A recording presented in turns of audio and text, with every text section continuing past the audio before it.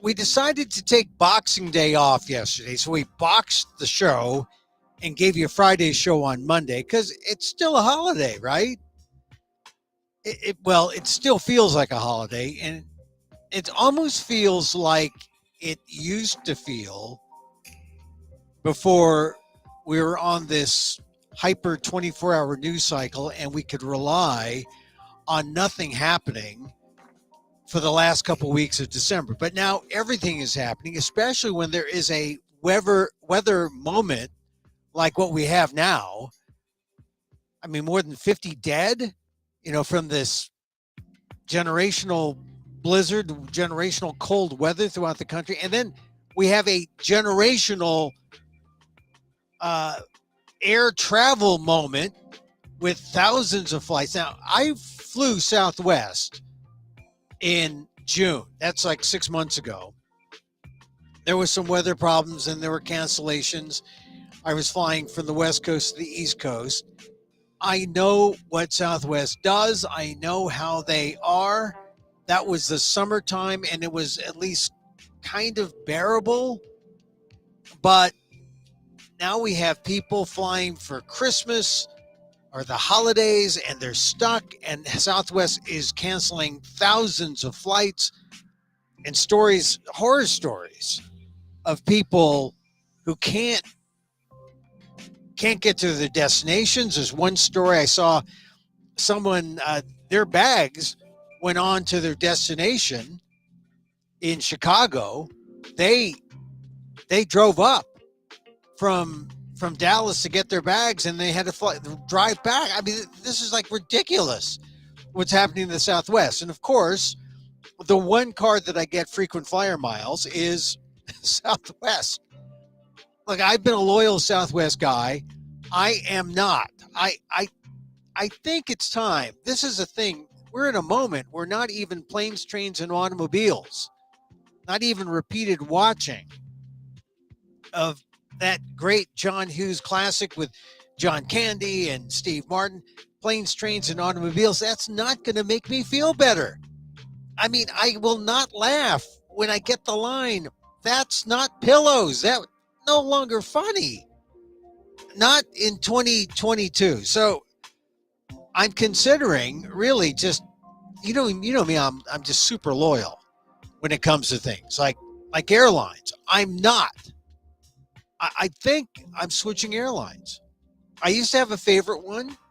I kind of like the way Southwest boarded, their planes. I kind of like, no reservations really. You just grab the first seat.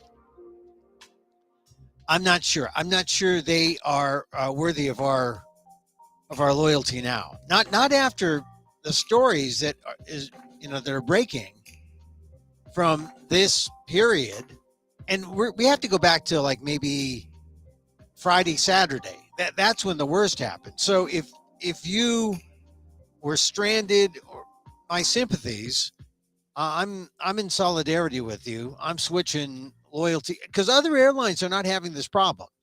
Southwest is having this problem, and it's sad. I mean, I was fortunate this year. People had to come to me, not necessarily to kiss the ring, but they had to come to me, which is good because I didn't have to fly anywhere, or drive.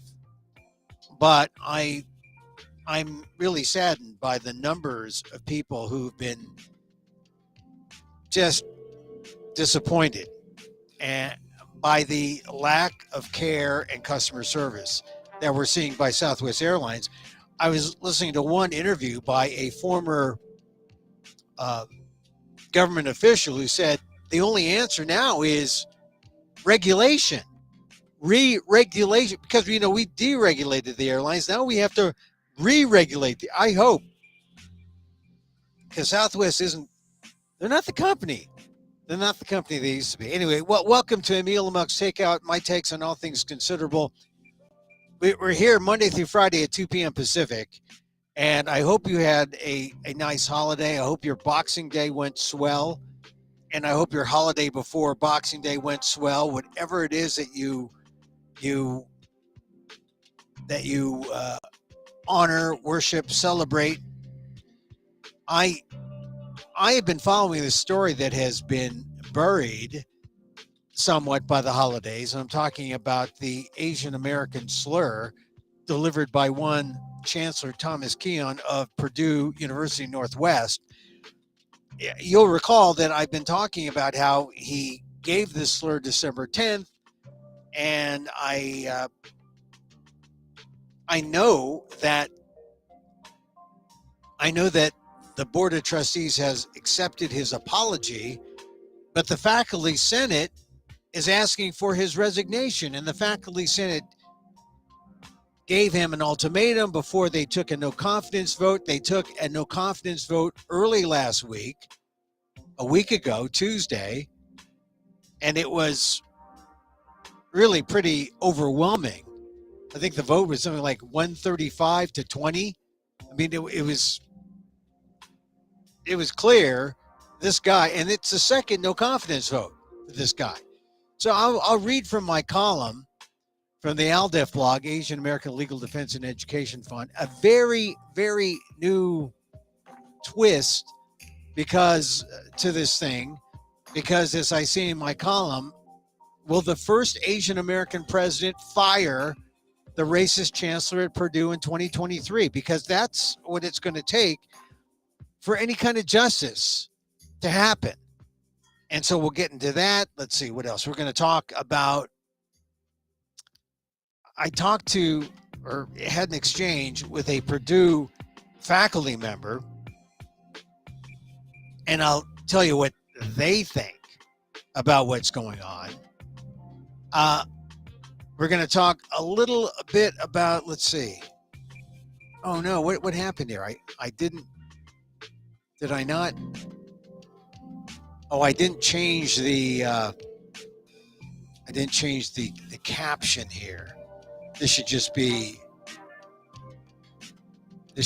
4. Oh, I'll do it on the fly. How about that? I'll do it on the fly, because we're basically talking about the same thing. We're talking about Keon, Thomas Keon,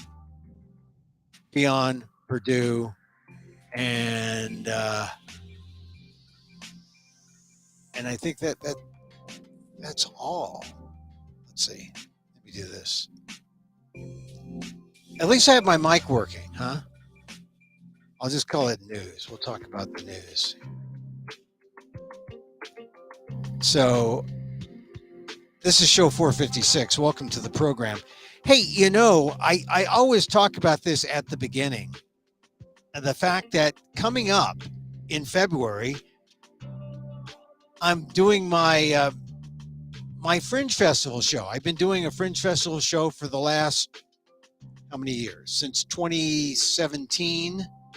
Now, that should be 5 years. However, 2.5 years has been spent in COVID protocols. So I did some things on Zoom. But I'm taking the show back out, and it's a new revamped show. It's Emil Amok, part of the Amok monologues, lost NPR host found under St. Mark's. It's at the St. Mark's Theater in New York City, and we're going to go brave whatever COVID and RSV and the flu throws at us. So it's going to be Thursday, February 16th at 8:10 p.m., Saturday, February 18th at 5:20 p.m. Oh, these times, so specific. Thursday, February 23rd at 6:30 p.m., Saturday, February 25th at 12:20 p.m. for you lunchtime weekenders, Sunday, February 26th at 7 p.m., and then Friday, March 3rd, 8:10 p.m., and Saturday, March 4th at 10:20 p.m. It's Emil Amok, lost NPR host found under St. Mark's, part of the New York City Fringe Festival. So I'll tell you how to get tickets, but those are the dates, and I hope you save one of them. They're different. The show's different all the time. And if you're near New York or can get to New York, come see the show. If you're not, well, then I think they're going to live stream it. I'm pretty sure they're going to live stream. So you can live stream it from wherever you are.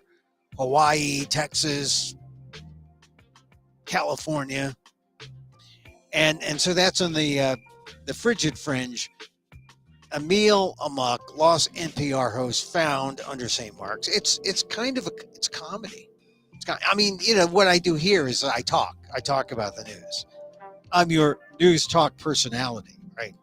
I'm like kind of like Rush Limbaugh, only more Filipino, less conservative. Oh, a lot less conservative, and maybe a lot more liberal.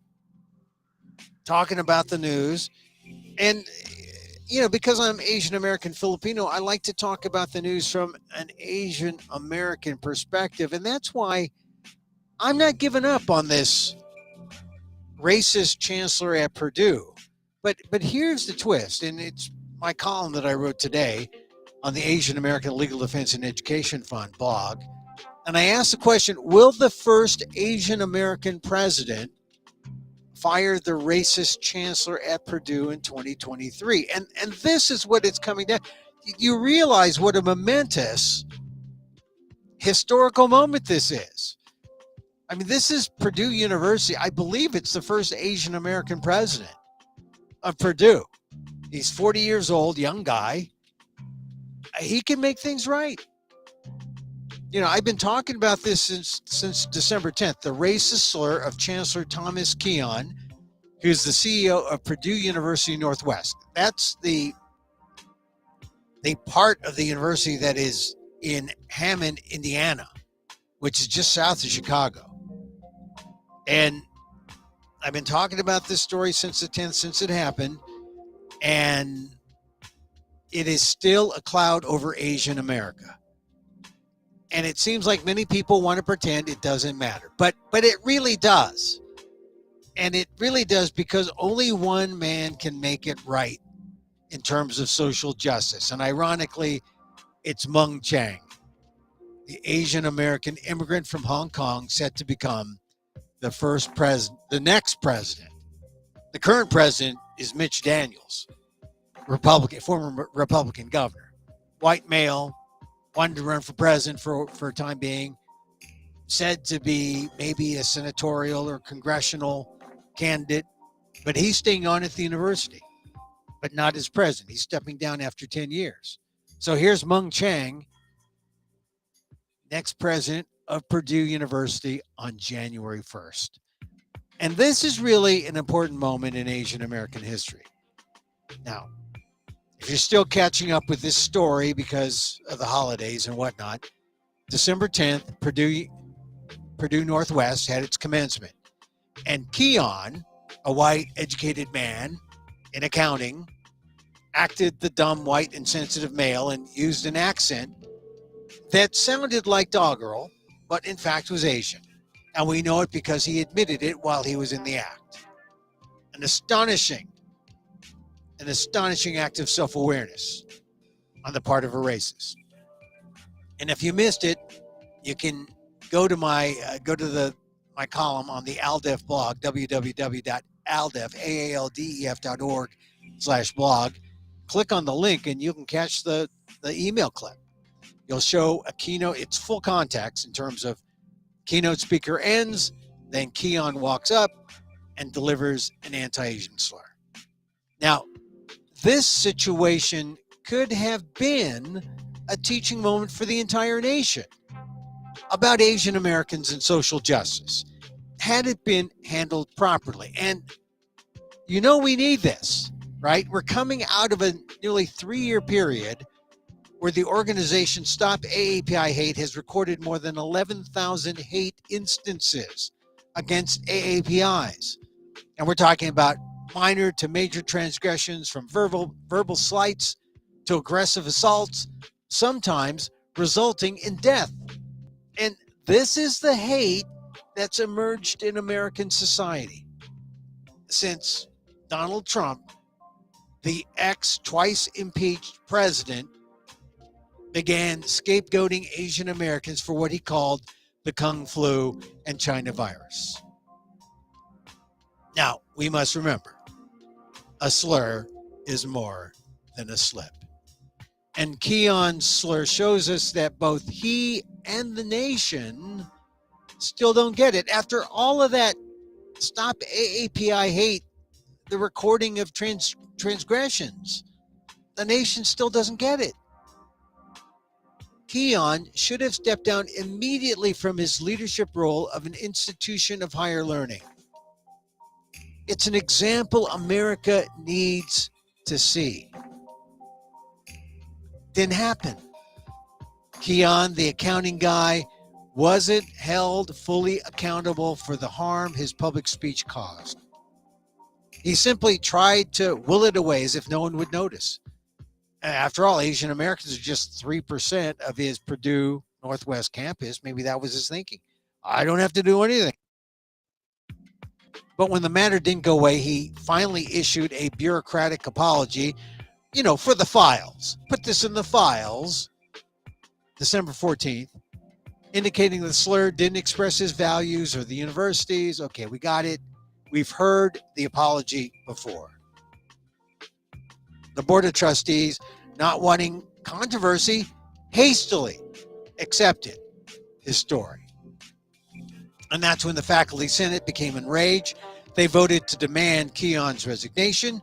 When Keon didn't resign last week, a majority of Purdue Northwest tenure track and faculty, clinical faculty, including department heads and deans, gave Keon a no confidence vote. And it wasn't close. 135 to 20. 135 to 20, you get a no confidence vote and you still hang on. That is, as they say, as my Jewish friends would say, that is chutzpah. Keon still didn't resign. Even though, like I said, he had one no confidence vote for earlier in the year. Apparently, Keon is not well liked. There's a kind of general sense of incompetence and now a very damning example of racism caught at no less than a graduation event, and it's on YouTube.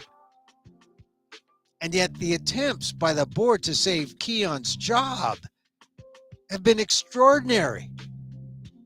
Most amusing is how everyone who wants to save him knows it's racist, and they say as much. Yet there is such a willingness to discount it as if there's no real infraction, as if, these are just Asian. Oh, it's terrible. It's racist. It's like this poor Keon tone. National writers. I talked about it last week. John McWhorter, New York Times, put it out to New York Times readers saying, is there, he's exploring the idea that maybe there's a time when a racist remark does not deserve cancellation. Really?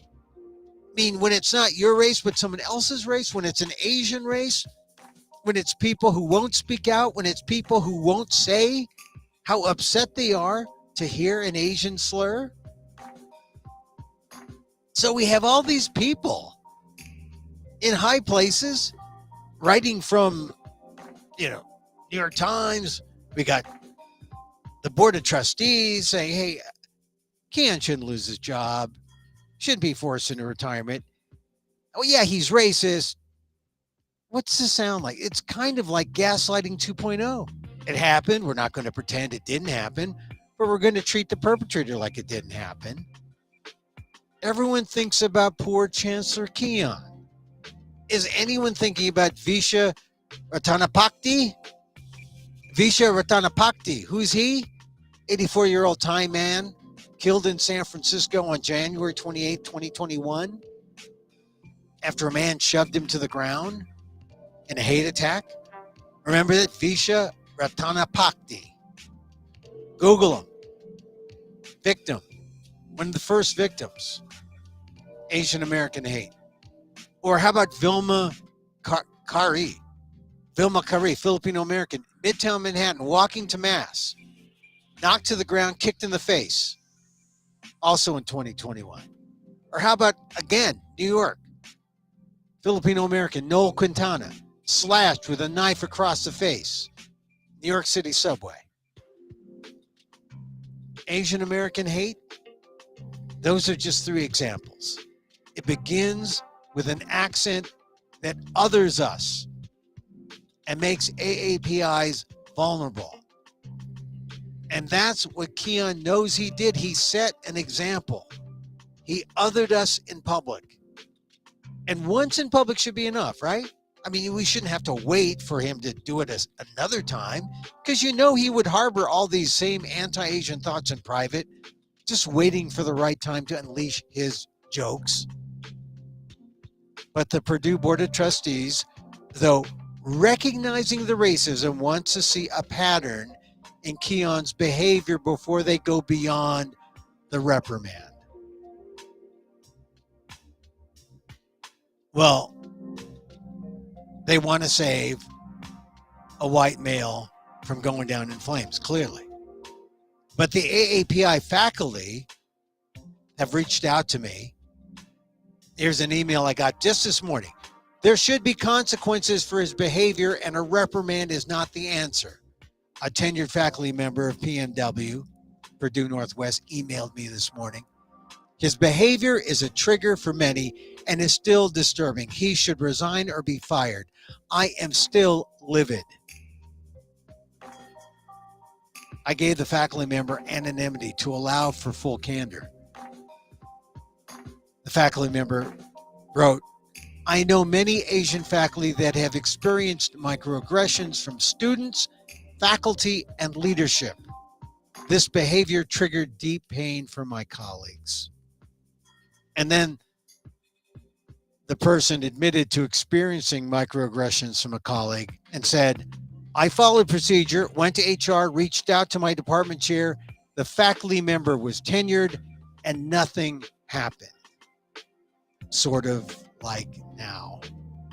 And this is what it's like. I mean, this is why it's not a joking matter and why it's far more serious than people think. I mean, it's easy to maybe dismiss it. But if the board of trustees doesn't act, then justice is up to the next president of Purdue, Dr. Mung Chiang. And as I've written, he's a young, hotshot academic. He's just 40, a Hong Kong immigrant, went to Stanford, math major, electrical engineering, starred in engineering at Princeton he got his PhD at Stanford, but starred as a faculty member at Princeton. Lured to head the engineering school at Purdue for the last 5 years. Most revealing, though, is his stint as science advisor to the xenophobic and racist Trump administration, which makes you wonder, will he or won't he rock the boat now for social justice? I mean, Chiang's response as president could turn Purdue's failure to act in 2022 into a new sign of hope in 2023. I mean, just think, we're closing out the year. And this year, what are the big Asian American stories?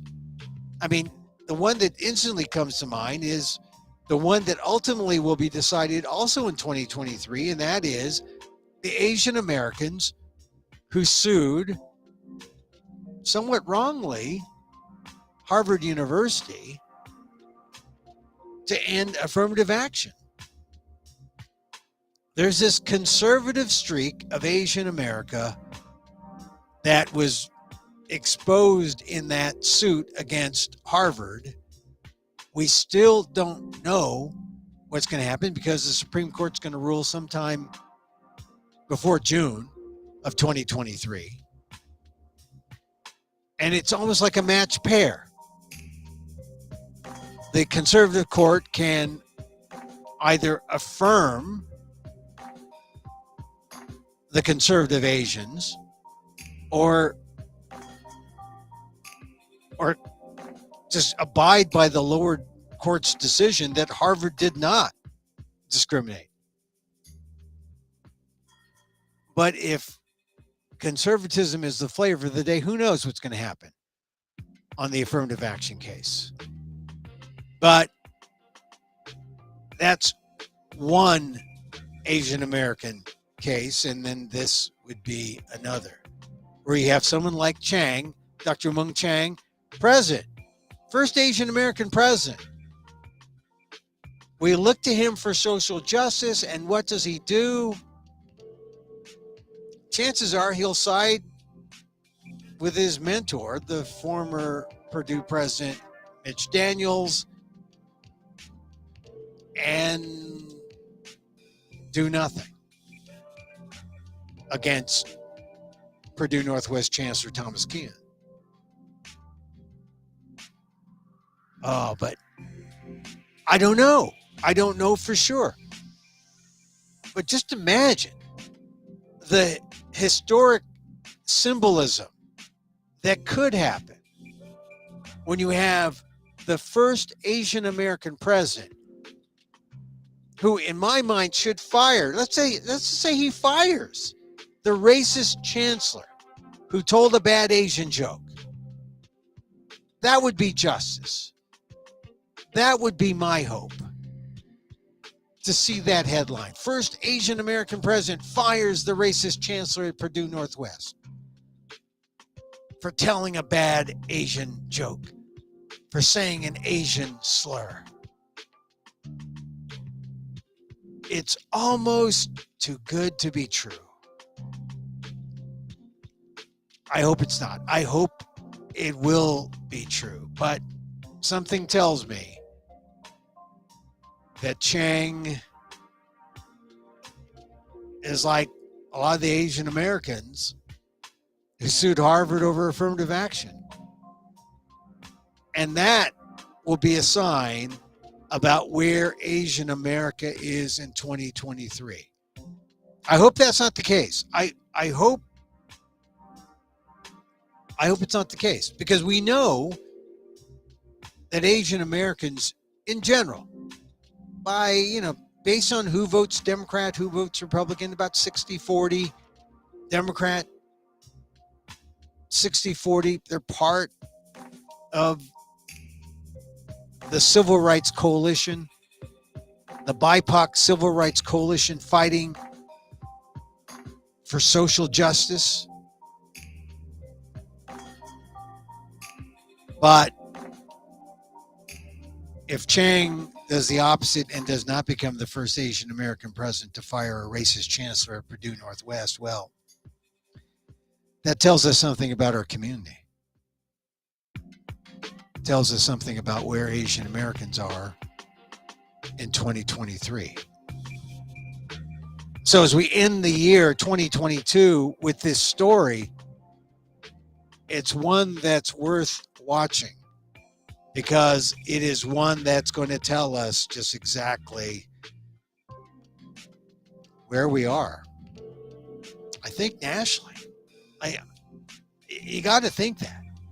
And I know that when I talked to Professor Daniel Phil Gonzalez the other day, you heard it in show 455. He said, well, look, this is Indiana. It's cultural. That's the way it's going to be. But I talked to some people, like I said, they're Asian Americans in Indiana, and they're livid. They don't understand what's going on. They're livid. They say, I asked them, does Keon deserve a pass on this? And they say no. Whether or not this was intentional or a failed joke, Chancellor Keon does not deserve a pass. This is not the leadership behavior of an administrator that touts his role leading the university on diversity issues. And I ask, will this make racism more tolerated at PNW, Purdue Northwest? And they say yes. Unfortunately, his behavior and response has been normalized by a majority white board of trustees and Purdue Northwest senior leadership team, and supports white privilege in academia. And that is what we're talking about. White privilege in academia. And I asked, once again, Is reprimand enough? Because that's where the Board of Trustees have taken this. They've reprimanded Keon and said, okay, let's wait to see what he does next. And this person, a tenured faculty member at Purdue Northwest, says, I'm still disturbed by the reprimand by the Purdue Board of Trustees normalizing Chancellor Keon's behavior with a vote of no confidence by faculty and global outrage. Because it's true, it's global outrage. And you know that the Asians abroad who look at the new president coming in January 1st are going to see, well, what's he going to do? Is he going to reprimand this chancellor? So this person who's a member of the faculty says the Board of Trustees made a public statement normalizing his behavior toward Asian and Asian Americans, students, faculty, staff, and the community. And reprimand is just not good enough. So we'll follow it. I know that for some people, this story might seem so regional, but it's not. It's not. This is the heartland. This is not America on the coast. It's not California. It's not New York. It's not necessarily where all the Asians are. But this is how Americans feel about Asian Americans, and how the Purdue Northwest or the Purdue University Board of Trustees, by only reprimanding and not firing or insist that the resignation of Chancellor Thomas Keon takes place, this indicates just where we are. People don't care, but we have to make them care. We have to make them care about Asian America. So, I get worked up about this story because it's not every day that you get someone who is not a showbiz star or a comedian doing something like this. I mean, a showbiz star, a comedian. And we've done stories on guys who have used the Chinese accent as a joke. And people get riled up about that. And they should be canceled. However, they are also just comedians. They're telling jokes. And somehow you can see, okay, I can see why there can be some leniency. I mean, some people, look, Louis C.K. has come out with Asian accents. And his defense was, well, that's how she really sounds. She really sounds like, and then she goes into a ching chong sound. That's how the Asian woman at the store sounded like. And it's a joke and everyone laughs. But Louis C.K. is a jokester. Even the comedians that I've taken to task for Asian comments, because they're comedians, there can be room for some leniency, or, you don't have to full out cancel them. You can say, go to your corner and put a bar of soap. Did you see A Christmas Story? Put a bar of soap, put some Life Boy in your mouth.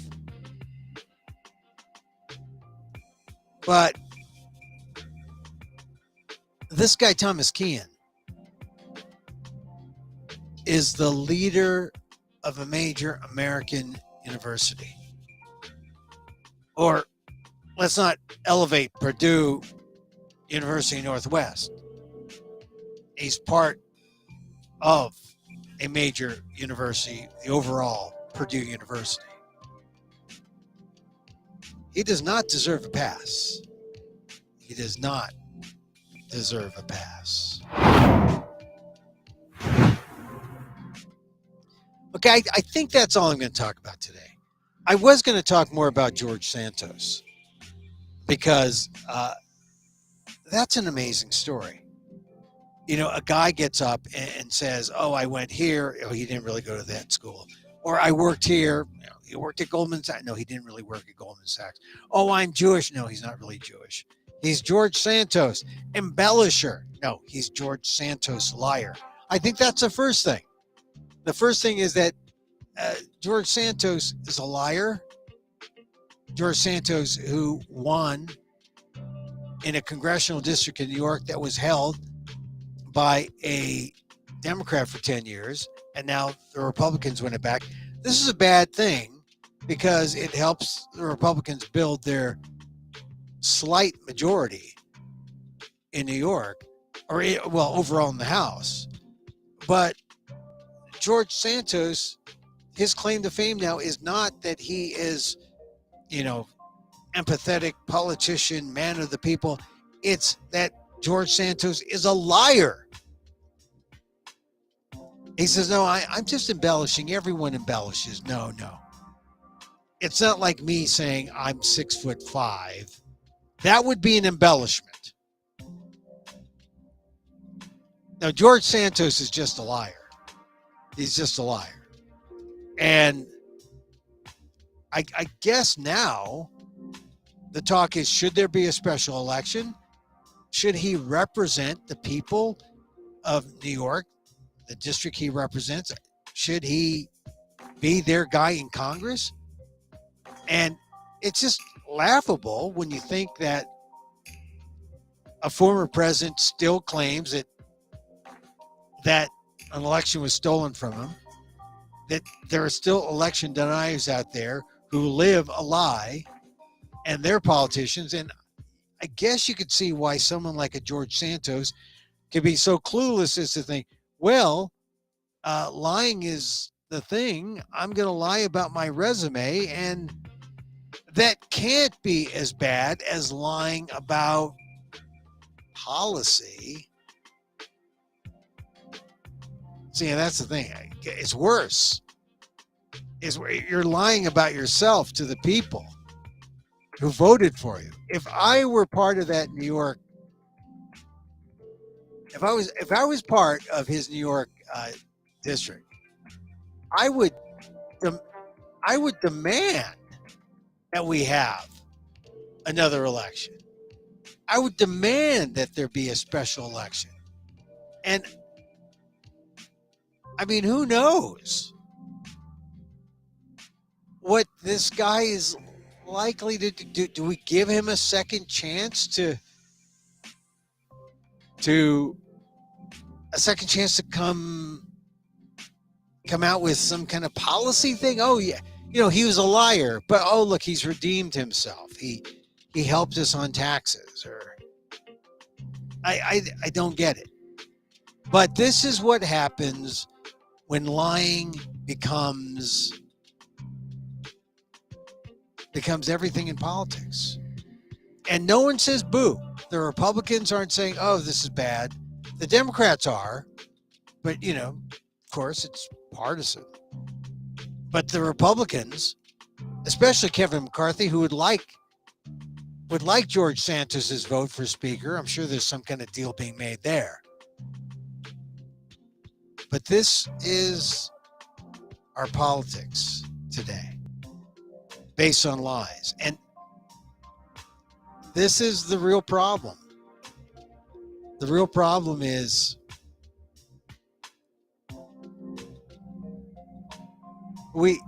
this is the integrity of our political system.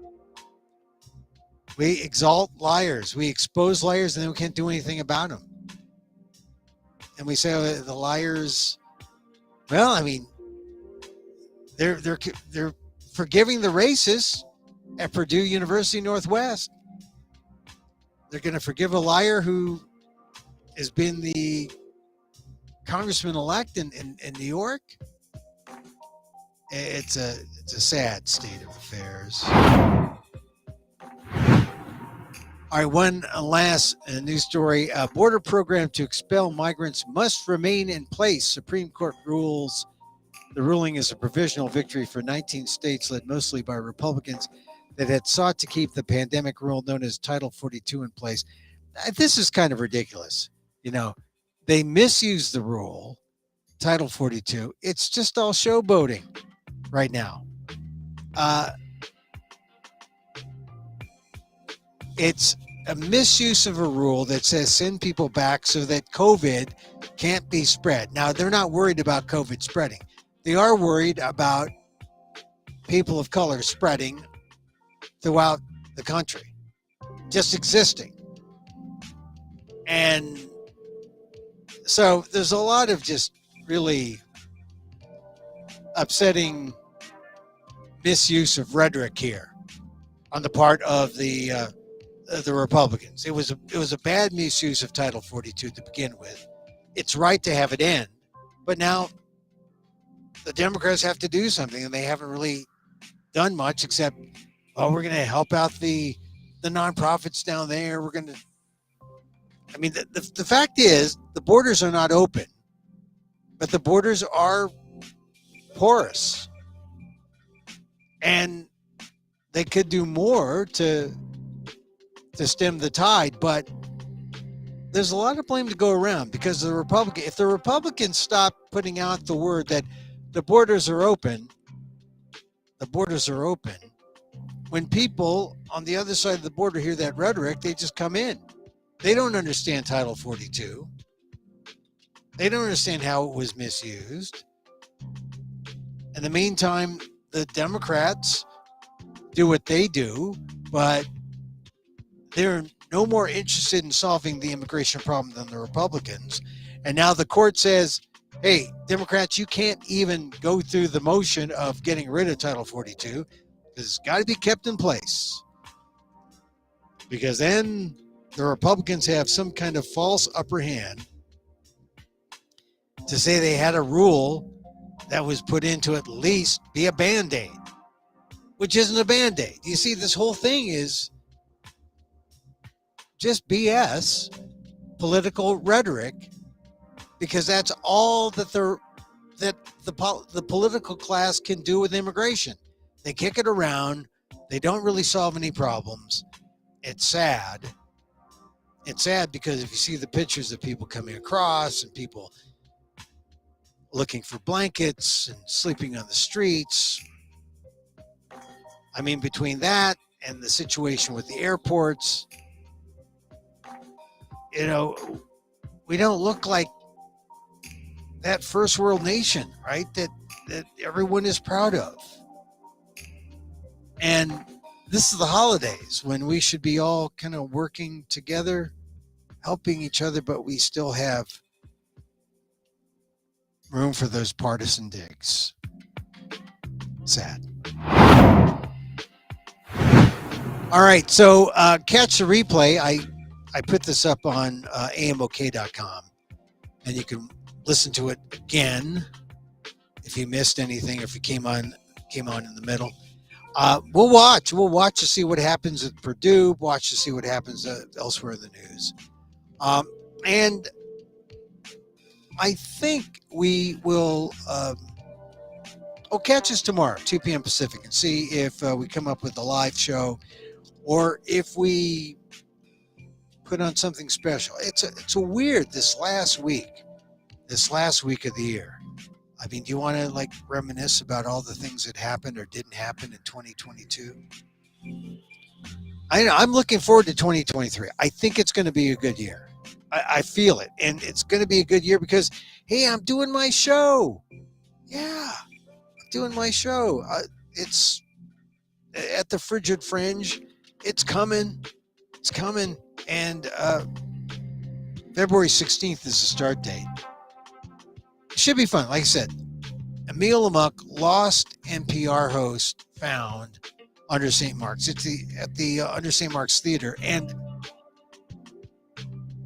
some people who saw it, I mean, there's several iterations. I did it in Orlando at the Orlando Fringe. I'll have to read my, I happen to have here.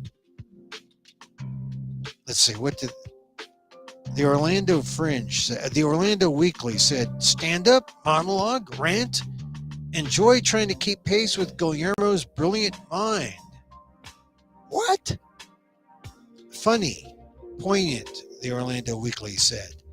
Orlando Sentinel said, keeps audience engaged. Oh, that's a left-handed compliment. DC Metro Theater Arts, charismatic. I don't think they were referring to the horse. Guillermo's life is one worth exploring. Ah, well, I explore the life. Anyway, that's coming up February 16th and plays 7 times through March 4th. New York City Frigid Fringe. Check here. It's in February yet, so there's still time. There's still time to ignore it.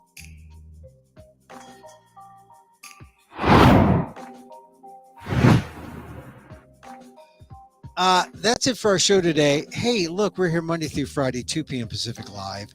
Check out at Emil Amok. It's on. We haven't abandoned Twitter yet. We should, but haven't yet. Maybe when Elon Musk goes down, I don't have to engage with people on Twitter. But if people are there and they see me there, they can find out information. I'm not interested in the battle. I'm not interested in the social media battles. But you can also check us out on Facebook. I like Facebook. fb.com/emilguillermo.media. YouTube at EmilAmok1. You can check out the replay of the show. It's also live there. And also I put the replays on amok.com, my website. Now, regular listeners of the show know that I like to meditate. Oh, I meditated all this weekend. It's good. It's good. You know, I've been reading this one guru, and he says, don't let your personal blocks get in the way. When life shows up, it's there. Let it show up, and you be there, and you make every moment that comes in front of you matter. And don't go back and say, well, I want this moment to be like this because I remember this happening back then, and I want this moment now to be like that. And the trap there is, what if it's not? What if the moment before you is just the moment before you? It has nothing to do with yourself or your past. Just deal with it as it presents itself. Just being in the moment without any kind of striving or desire. Just trying to make it better. It's a simple way. And it works. It can make you feel happier. Or so it seems. So I like that kind of meditative thought, and I like the thought of loving kindness, metta, M-E-T-T-A. Metta, which is really just opening up, self-love.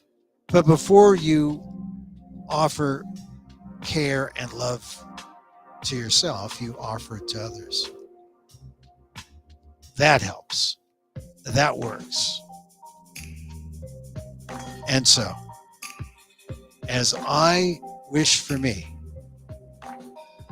I wish for you. May you be safe. May you be happy. May you be healthy. And may you live with ease. Emil Guillermo here. Till next time. Happy post-Boxing Day. Mahal